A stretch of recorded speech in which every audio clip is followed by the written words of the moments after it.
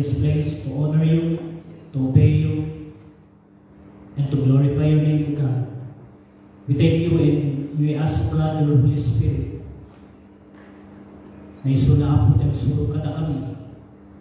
Kantulungan na kami, O Diyos, na dagito'y nasasaw at may mulay di puso kan Panginoon, O Diyos.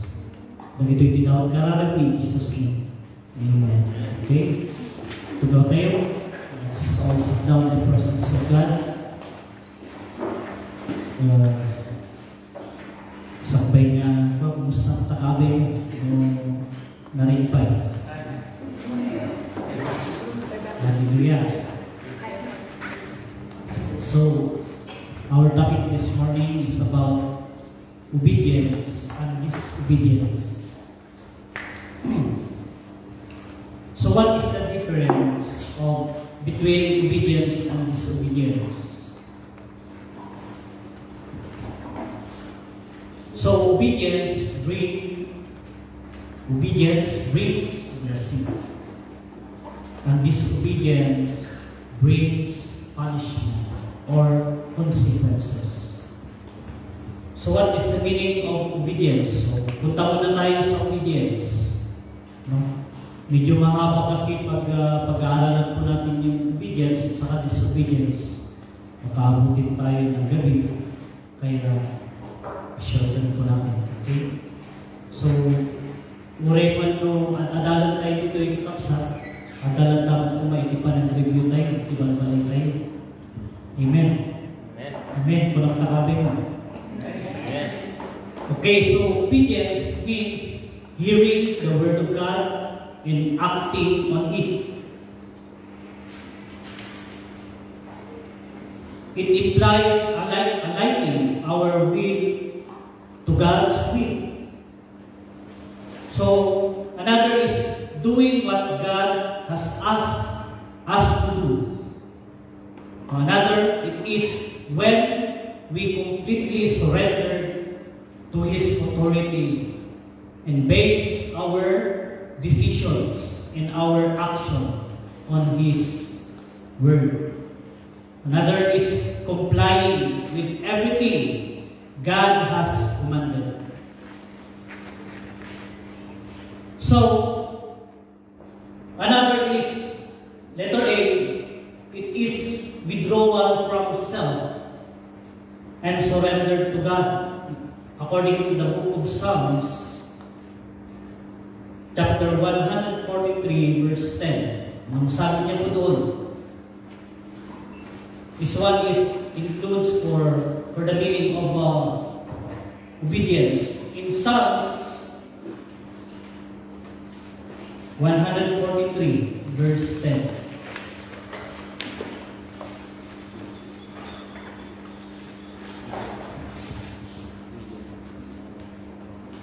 Reloading something. Okay.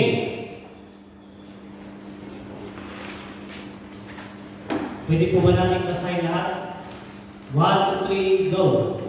Teach me to do your will. For you are my God. May your God's Spirit lead me on level ground. Okay. Kahit na asawin, hantayin nga makapag-obey kinapi Diyos na awan ti Espiritu Santo na anda kadatay. So, we need to desire the Holy Spirit. Amen. Na isun natin ang suro, tapno makapagtulog tayo kinapi Diyos. Because, kung wala pang Espiritu Santo ng Panginoon Diyos, either sarili mo ang susundin mo, hindi yung will ng Panginoon Diyos mismo. Amen. So, being righteous in the sight of God, kailangan nakasurrender, kailangan fully surrendered ka. Amen? Yung pinag-aralan na natin kanina dun sa Sunday school na our Father or our God, kan isunat ni highest niya, isunat ni kangatuwang iti highest honor. Amen? In the book of John, chapter 10, verse 27. In John, chapter 10, verse 27.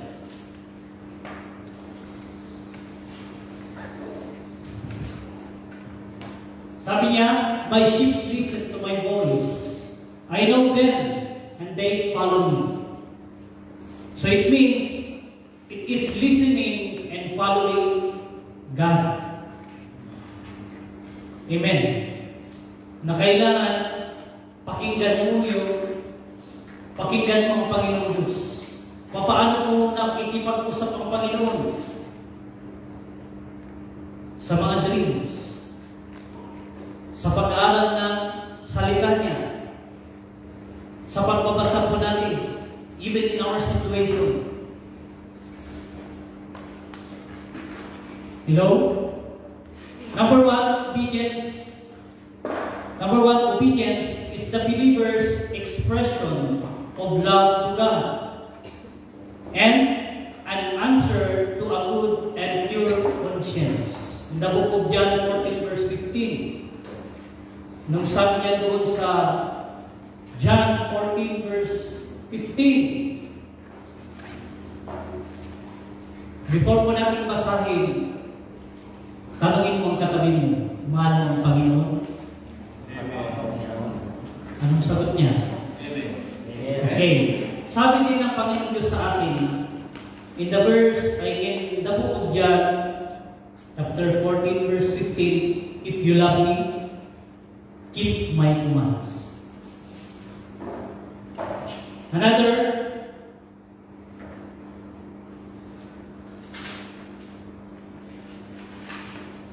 in 1 John, chapter 2, verse 3 to 5.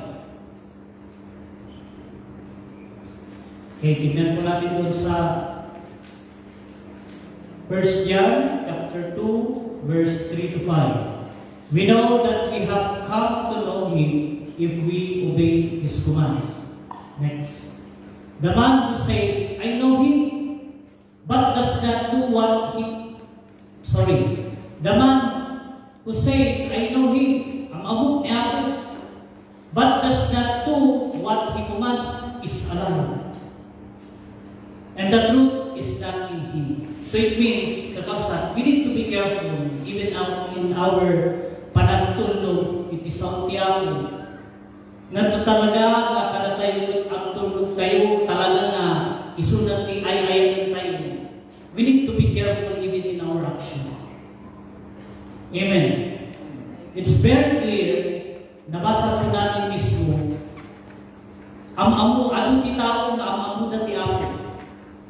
But, kita niya ako Diyos, berbero niya ako Diyos, kaya puno nga panagtunog.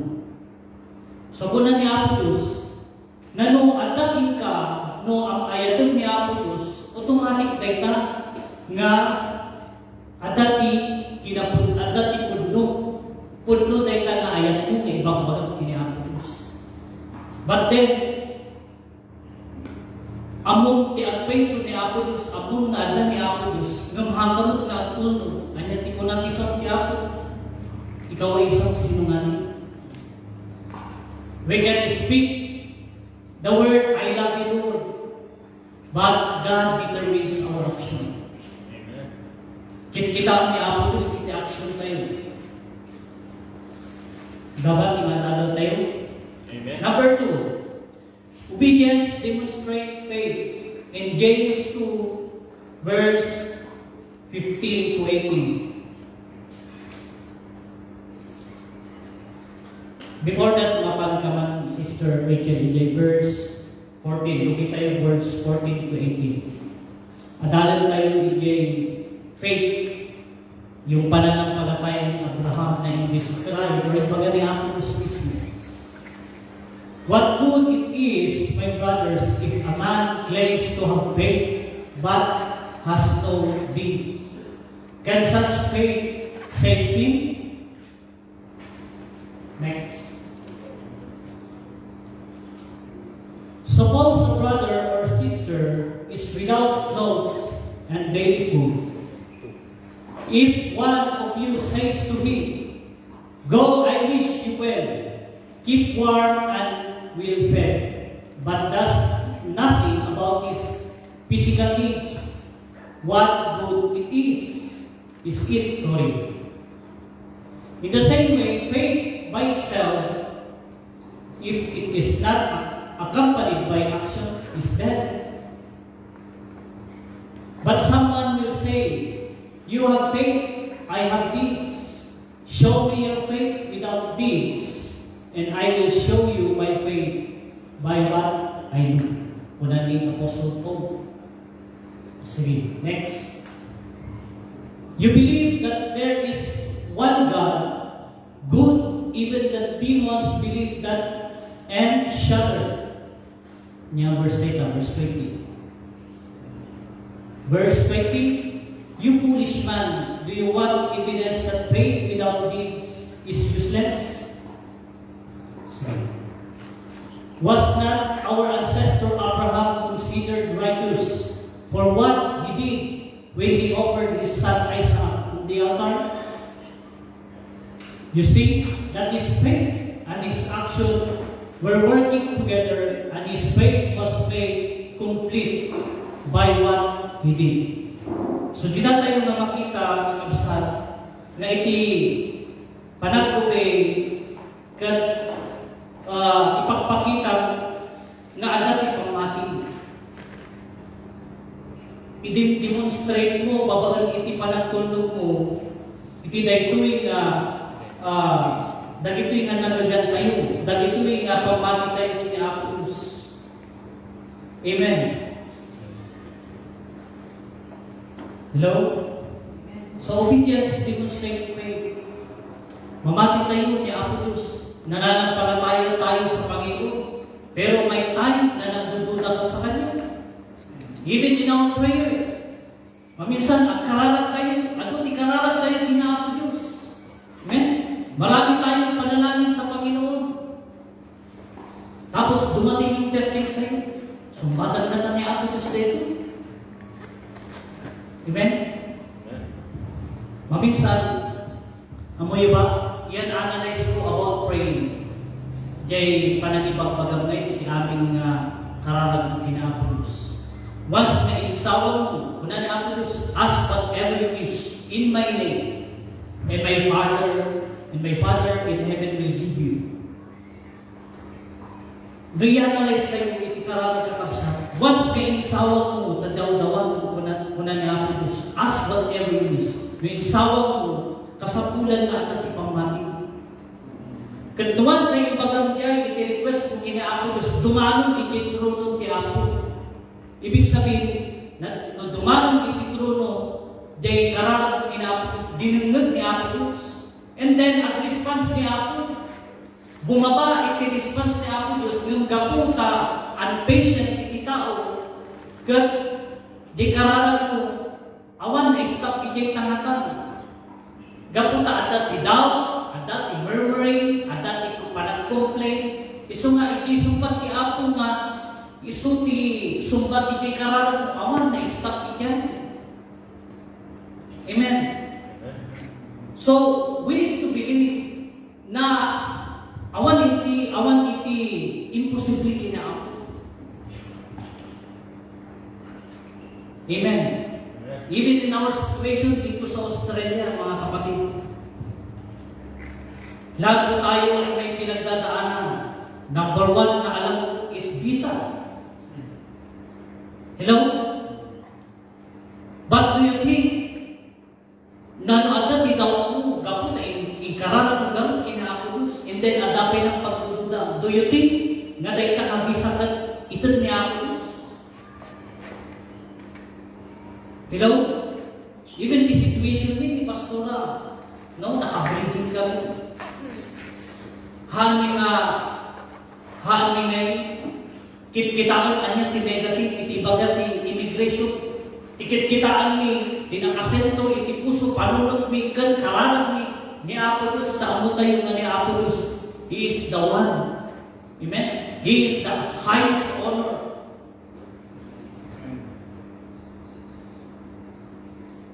So ano kaya tayo nasumbatan iti day tang visa nga pag-isistragalan iti amin nga tatawag iti Australia. Ibagat ka kaapay ang ubay ka kitni.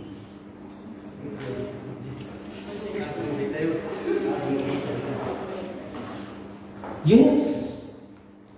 Obedience is is may isang aki, no, kaya kung nga mabindisyonan ni Apo Diyos. No, ti panag-ubay mo kat obligasyon lang, no panag-ubay mo kat gaputi imbaga ni Kwa, gaputa imbaga ni Kastoy, kat haan nga, that is undesirable ngayon na aramigang iti panagtulog mo, especially kini Apo. You cannot receive the blessing of God. Even amin nga sa ningwakay.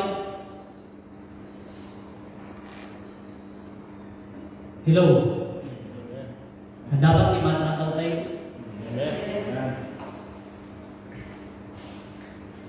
Number 3. Obedience is to acknowledge the Lordship of Christ. In the book of Luke, chapter 6, verse 46.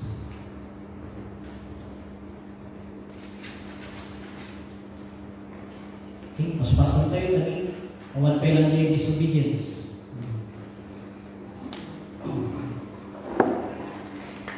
So, in the book of Luke, chapter 6, verse 46. So, kung niya ako, why do you call me Lord, Lord, and do not do what I say? Sino ti magibagbangan ng Lord, Lord? Kada tayo. Amen. Amin nga Kristiyano, Lord, Lord. Itanugin ka na ito pang-aasin at sasapulang na ito Lord, kailangan mo tikas ito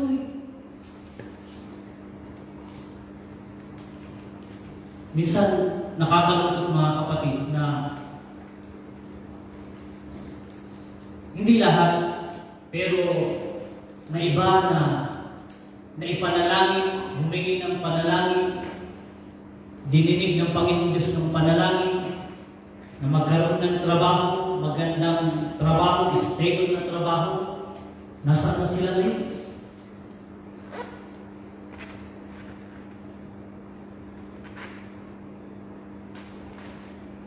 Nagiging takbuhan na lang ba natin ang Panginoon Diyos sa may kailangan tayo sa Kanya? Kasapulan tayo ba ni Apo na dati kailangan tayo kumuha na? Hello?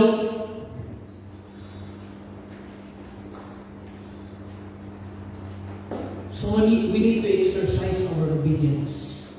The more na tutulog ka ni Apo, the more na binbindisyonan na kanya Apo Diyos.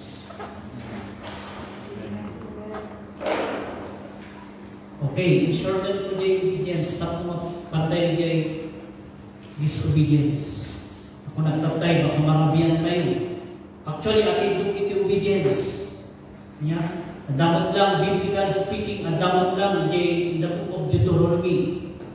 Mas atin doon iti blessing, mas short iti blessing na tulog ka compare iti disobedience.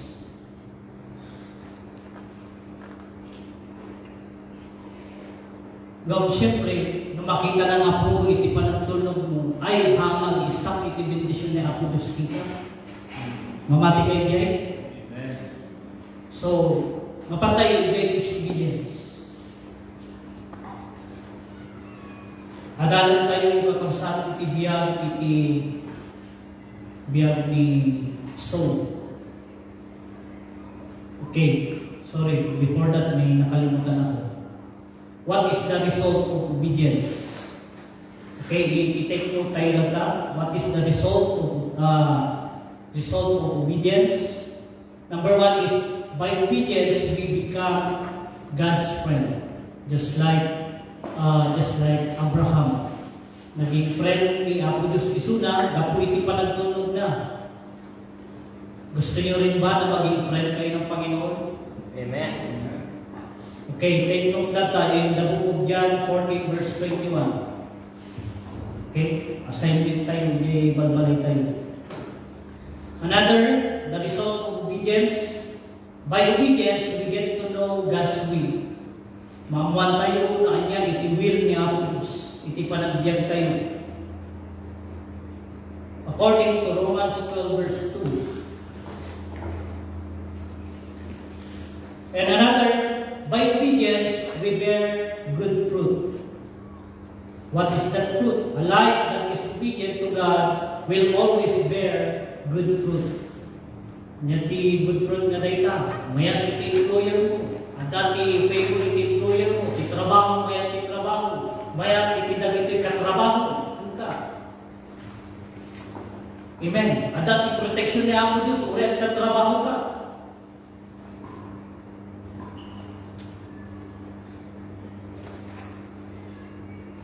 Another, our obedience will keep us from falling into sin. According to Psalms 119, verse 9 to 11. Another, by obedience, we gain great peace. At dati talanakan ka. Amen. Man nga doon ti panpanon ito, sumakit ti ulo. Hello? In Psalms 119, verse 165, great peace as those who love your law, and nothing can make them stumble. So great peace, nagkapo kinaputos ikital na. And by obedience to the word, we free ourselves from being slaves to sins and be slave to righteousness.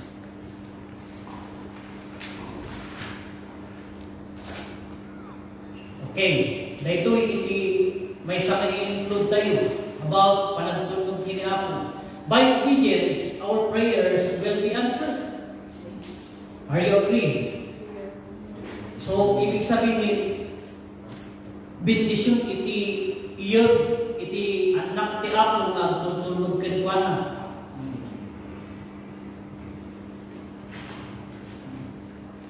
Amen? So, sige, mapantay iti disobedience. In the book of 1 Samuel, chapter 15, dahil certain points dito ay kakabsat nga hantay lang ng mga dinunod iti dahil nga humingo. I-meditate tayo, ibalbalay tayo. Noan niya, dahil nasangko tayo, babaon iti, panag-disobey, iti may isang tao. Insuro ni Apo Diyos, kan disiplinaan na ano sino ti ag-disobey kada tayo.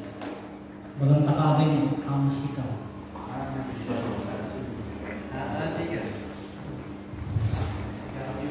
Okay? Na tayo?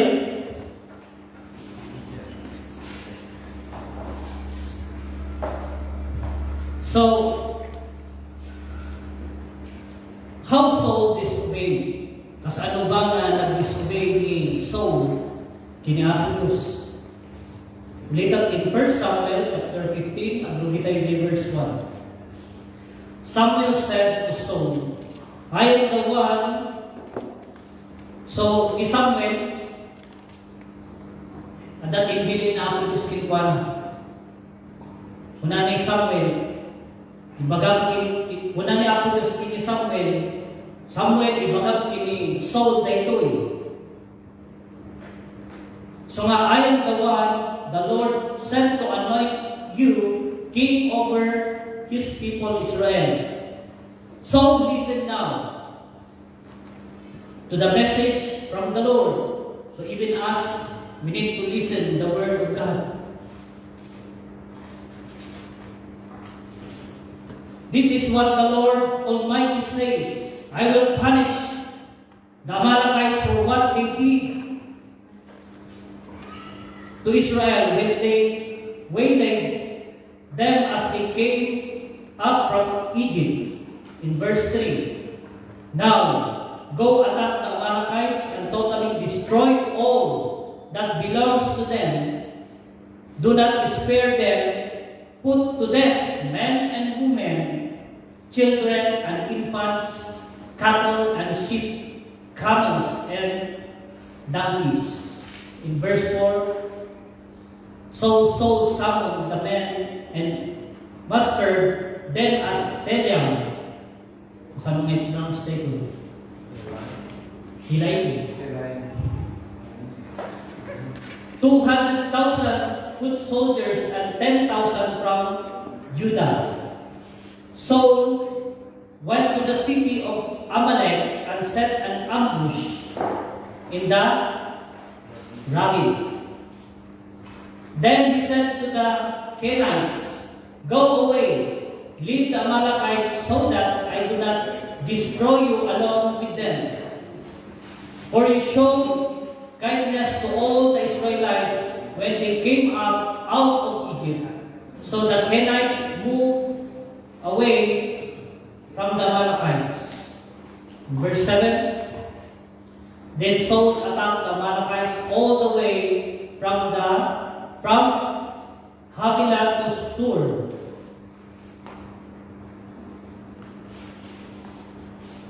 Near the eastern border of Egypt. Okay, in verse 8, he took Agag, king of Amalekites, alive. So, anya di instruction ni Apollos, patahin namin. But then, inispal na ni King Agag as king of Amalekites. He took Agag, king of Amalekites, and all his people he totally destroyed with the sword. The guy ni paborito ni Saul. Okay. So, ayan tayo, verse 9. But Saul and the army spared Agag and the best of the sheep and cattle, the fat cows and lambs, everything that was good.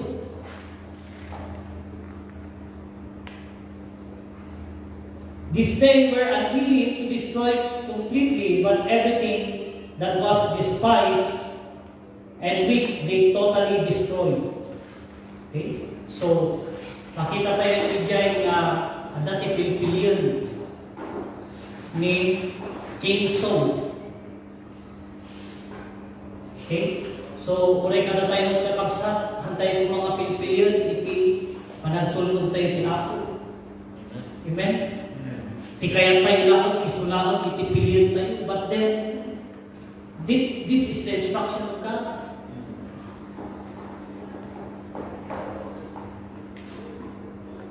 Now, verse 10, verse 19.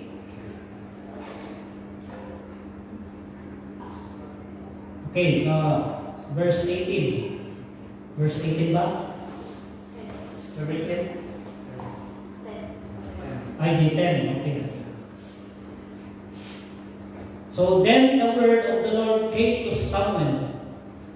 Unana ni Apollos in verse 11. I regret that I have made Saul king, because he has turned away from me and has not carried out my instructions. Samuel was angry, and he cried out to the Lord all that night. Early in the morning, Samuel got up and went to meet Saul, but he was told, "Saul has gone to Carmel. There he has set up a monument in his own honor, and has not turned and gone down to Gilgal." 13. When Samuel reached him, Saul said, "The Lord bless you.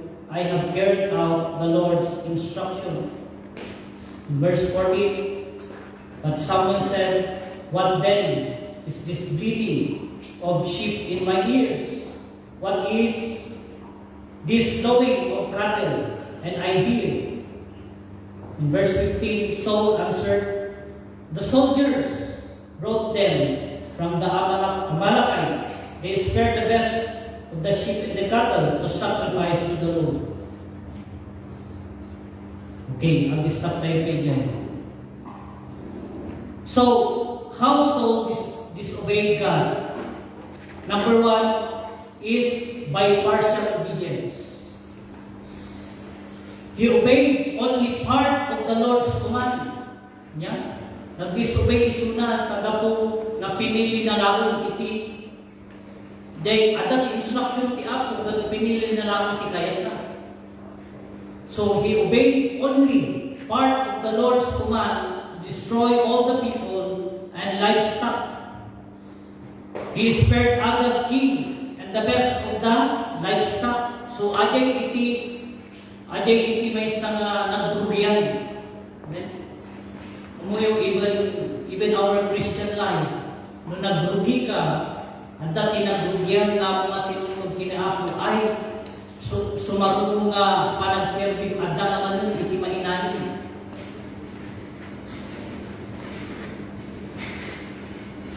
Okay? So, Saul's obedience was not 100%, 95% maybe, but not complete. According in the verse 20, kita tayo in verse 20. So, kuna na ni Saul, hindi nakita dati ni Samuel, kuna na. But I did obey the Lord. Saul said, I went on the mission. The Lord assigned me. I completely destroyed the Amalekites and brought back Agag, their king. Mamimisan, bagbaga tayo. Mag-ubiyan ko, Nya? Even in our spiritual journey, at ubiyan ko, kiniapo Diyos.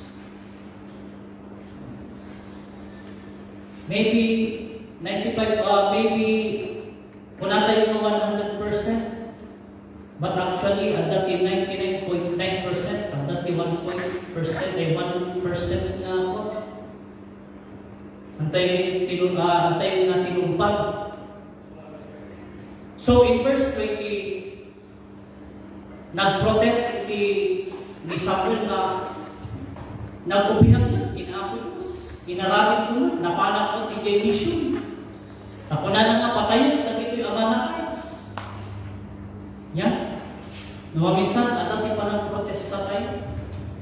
Aramidot mo, pag-serve ako ng tiapo.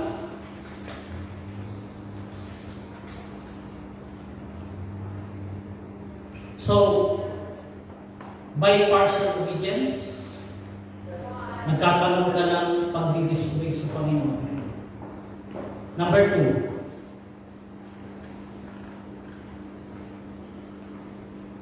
by denial. So, wala na dito This was further compounded by denial. In verse 13, natin ko na di verse 13,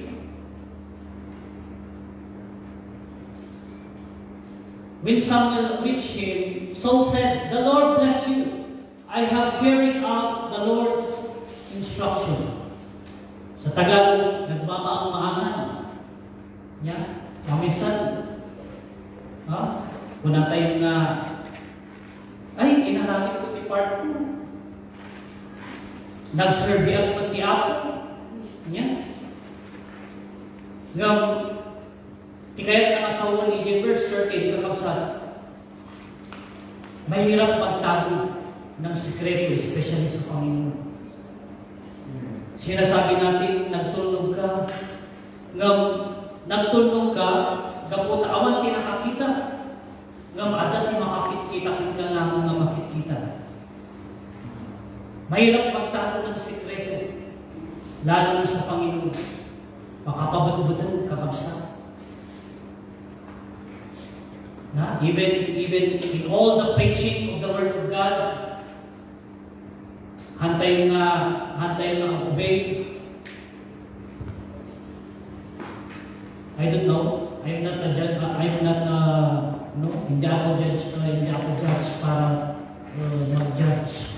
But only to preaching the Word of God.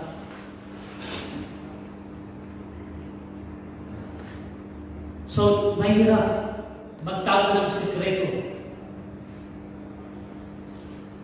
Sa lahat ng kuman ng Panginoon Diyos. Sinasabi natin, oo, tama tayo na hindi tayo perfecto. Pero kung alam mo at narinig mo yung salita at kuman o instruction ng Panginoon Diyos, anong gagawin mo? Magmamaang-maangan ka pa ba? Or makikinig ka at gagawin mo ng tama? According to Numbers 32 verse 23, yung saying to this, kakam sa tatlo, nag-amiris tayo basi. Amen? In everything na ibinigay sa atin ng Panginoon Diyos. No? Mostly, givings, tithes and offering, ano, indikasyon. But that is a part of the command of God that we need to do and we need to follow. Wala na dito yung Numbers 32 verse 23. Okay, kita tayo dito eh. Word Numbers 32 and 23. Pakibasa. 1, 2, 3, go. But if you fail to do this, you will be sinning against the Lord, and you may be sure that your sin will be to find you out. Fighting out. Okay? So, says that your sin will find you out. Kaya, alam ni Samuel na may tinatago itong si King Saul. Bakit? Bakit niya alam na parang may tinatago siya? Dahil una pa lang, sinabihan na siya ng Panginoon. Amen. Sinabihan na siya at ulitin muli. Yun ang sabi ng Panginoon Diyos. Inulit na lang ni Samuel. Amen. Hello? Another, by blaming other people. So may hilig. Itong si Samuel, ang papabasok. Yan. Ang papabasok, sino ipagbasbaso na? Ikinag ito yung soldiers. Yan nga verse again.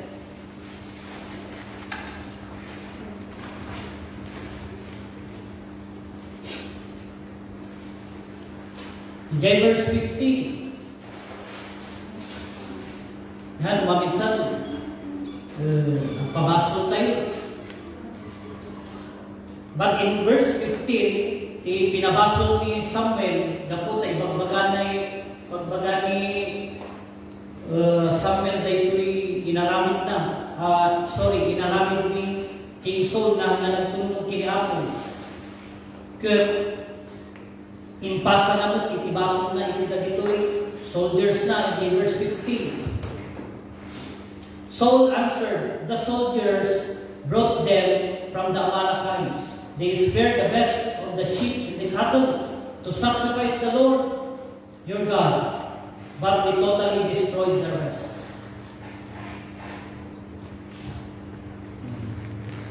Paslamat ni Adam kini Eva. Hindi they eat the tree of the knowledge of good and evil. Kat, hindi kung na ako Diyos nga apay ang nakibaso niyo. Ito yung di iba, tinukso na siya, impakan na niya dito yung prutas. Kung naman di iba, ni serpent man, ti aking baso.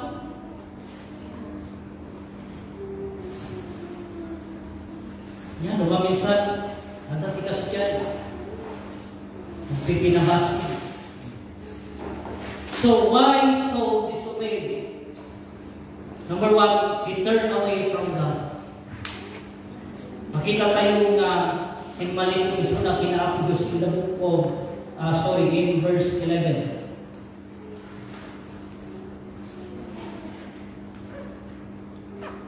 So, iso nga in verse 11, the Lord Himself testifies to this.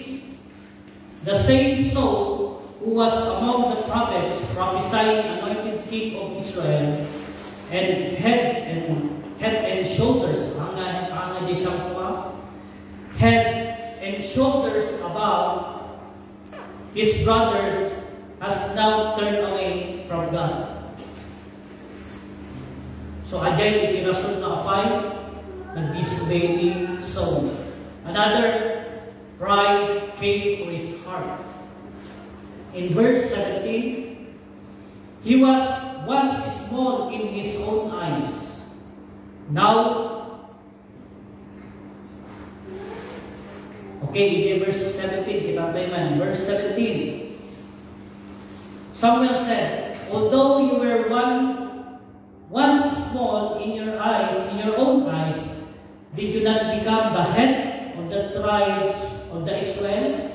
Diba? Kahit na uray basbasit ka, uray anyaman iti panangkita, iti taonin ka, kat ni Apo Diyos, tinang pilikin ka.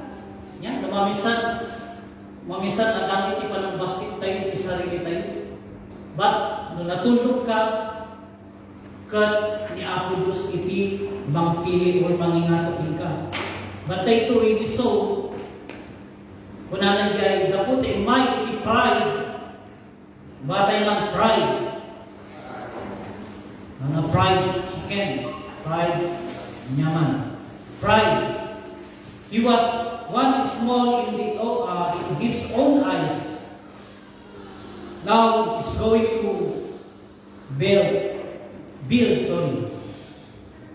Kaya na hindi na tayo nanaykan iso na authority asakin. Kaya na hinato iti sarili na. Amen. Iso nga ko na dyan, verse 12. Then again, verse 12. Early in the morning, Samuel got up and went to meet Samuel. But he was told, Saul has gone to Carmel. There he has set up a monument in his own honor and has turned and gone down on Gilgal. So kaya na ngayon na ingati sa sarili na. Do you remember ni Lucifer? Singwat lang. Yan, naapay imbaba na ang Diyos isuna. So the Lord had lifted him up, but now his pride was becoming his downfall. In Proverbs 16 verse 18, Proverbs 16:18.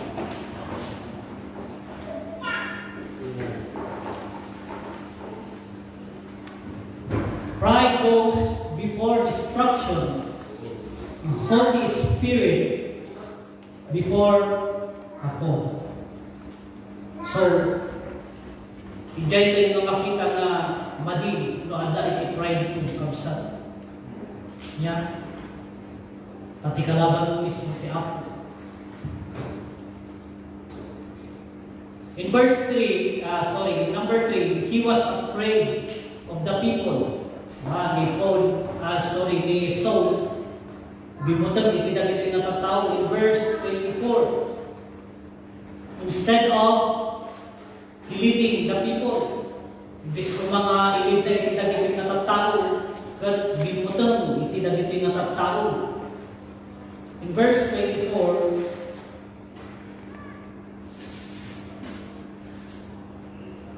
nakaybay? Kung sabutan din na dumaan.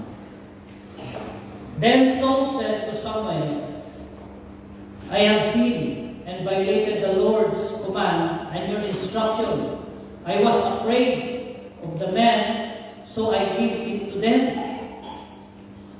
Minsan, mabutan tayo iti ibaga iti tao.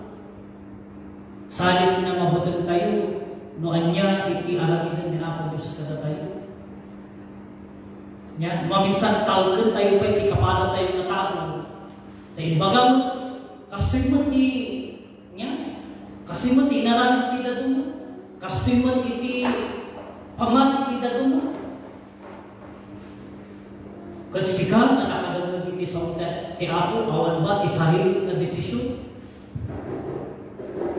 Hello? Iso nga kasjay ni King Saul, awan ti sarili na nga desisyon. Iso nga binayaan na dagiti tao kapag nga bimutang iso na. In Proverbs 29 verse 25,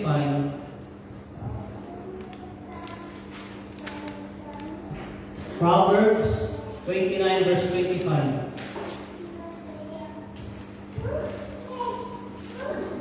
Fear of man will prove to be name. But whoever trusts in the Lord is kept safe. So antayin mo mabuti. The truth shall prevail. Anyaman iti ibagbaga kita tao. We need to say the truth. Amen? Na isuday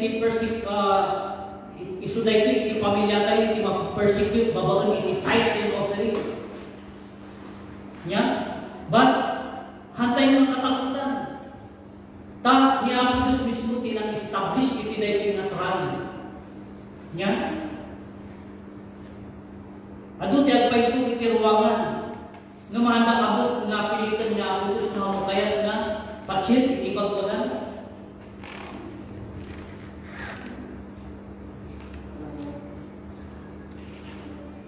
Ikayat na nga sa uwan kakabsat. Masapul nga iti truth. Makita tayo magkikita ito yung banner, di ba? If you will know the truth shall set us free. Nung day nga truth, baliwan tayo iti, baliwan tayo, takno lang awan ti masaktan, takno lang awan ti pumana, takno lang awan ti agserbi, awan mapalit ti church. Kapulang iti giving tithes and offerings or anything nga may kasabat ito. But we need to obey. We need to preach the truth.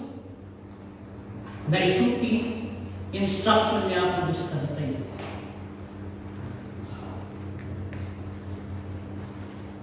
Hello.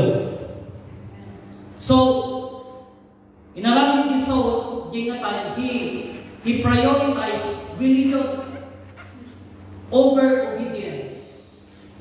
In verse 15, he thought na magiging paggarot na din na tayo, verse 15, I know i-ispal ko ni King Agab at the same time, alaot kag ito'y nagmamayat nga animals, tapno maiyo or kini ako.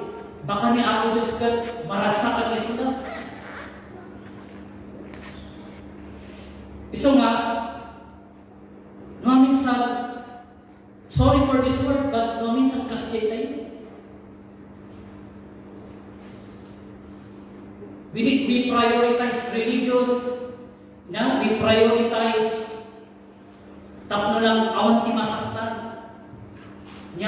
Magiging aware tayo iti preaching kaputa tayo kaya nga ati pumano. But then this is the instruction of the Lord Himself. Amen? Anak kaya nga ako gusto nga ati pumanaw, di may sakit may sakada tayo. But we need to prove, we need to say this word. Nakasapulan tayo. Tapno umay iti bendisyon ti Apo. But if you don't accept the truth, how can you say that gayat mo? It is useless. Iti amin nga panagserbi, naawan iti pudno nga panag-obey kini Apo.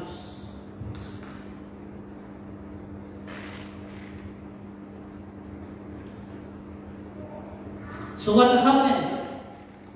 As Saul disobeyed, number one, he acknowledged his sin. Na-realize na isunak at nagbasto. So nga po na nito, he asked Samuel for forgiveness. Di mawat laon, numabalik ka, ay, ang kumanaw, Samuel, ang mga panawal, kumakaya nga, irul, itinagito'y tatao ni Apo Diyos iti Israel. Ang mga panawal, tawad, imang suro kanya. Hello?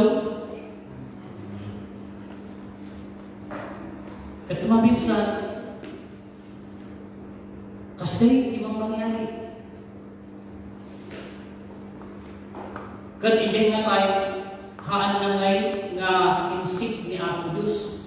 Iinon mo na nga pagdawdawatan natin pamakawan ni Samuel. But he does not seek it from the Lord. Haan na pa yung naginawat ni Apo. Although he acknowledged niya siya ay nagkasala. Number 2, dito iti kabut-butan. God rejected him. In verse 26 and 29, kita ang tayo. Okay.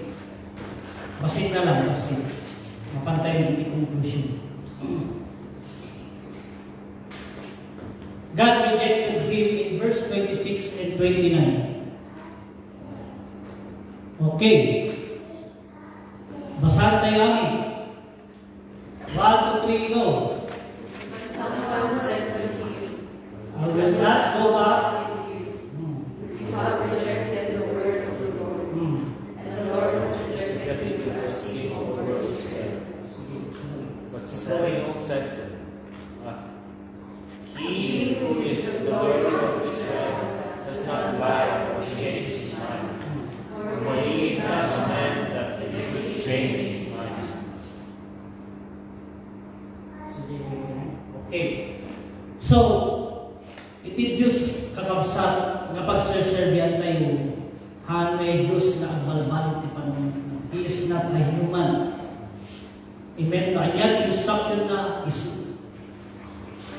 So, that's why King Saul nireject ni Apo Diyos isuna. There was no God's blessing in his life. No once na nireject na kaniya po Diyos, awalan iti kumuyog na blessing kin ka. Kasi ano nga yung pastor ka? Uray man nga uray man nga umagsin ka, dapat lang ito tibindisyon. Ngumino, Ngomit sa tidemonyo, bendisyonan na ka. Tapno, jay na arami doon, magiging okay lang ka. Ay, okay lang kaya, no? What? No, no anak, mag-serve ti ako, mabibendisyonan ako. Well, adat na mabibendisyon ka, na magkitatak ni tikasta, jay arami doon, na hanggang umay, kat maibagatay na binbendisyonan na tayo kita. But it is not came from God. Tapos magiging routine tayo, ijay nga banal. So ijay nga tayo, there was no God's blessing in the life of King Saul. He became unhappy and failure until he died. In Romans 11 verse 29, nakunan ay Romans 11 verse 29.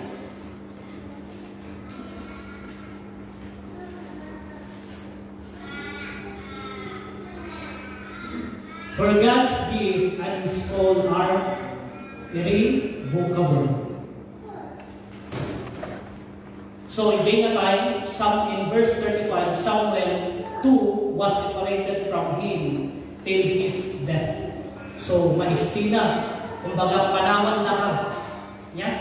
Pinanawan is unang ni Samuel. So in our conclusion,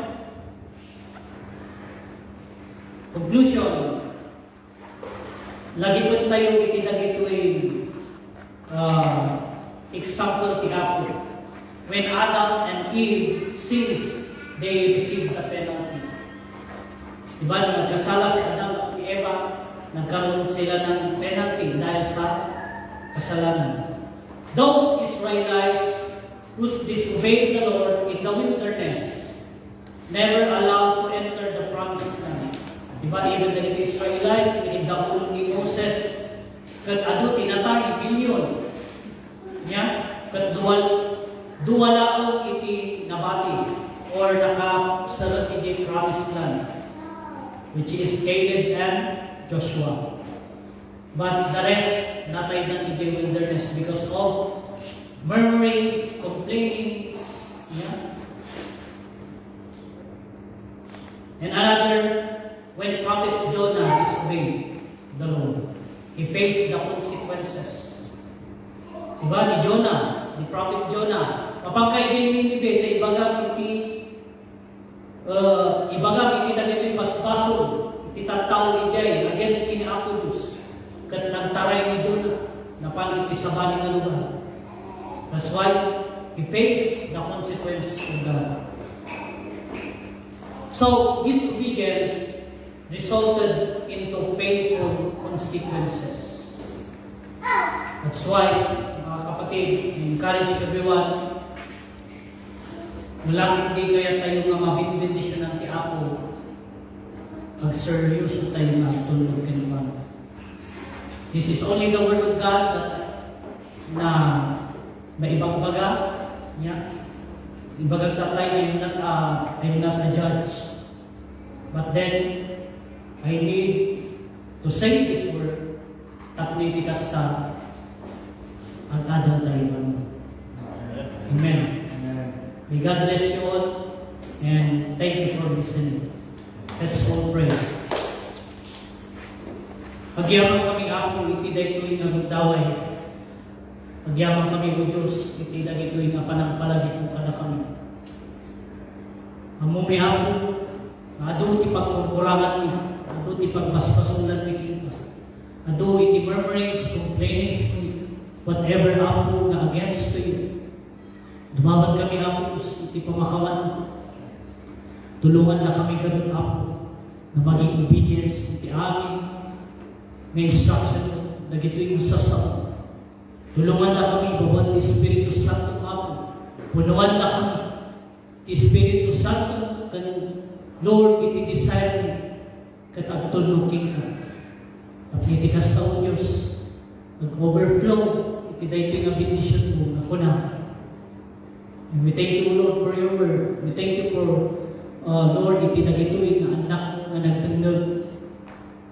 Bendisyon na, kan aywanan iti tunggal may isa.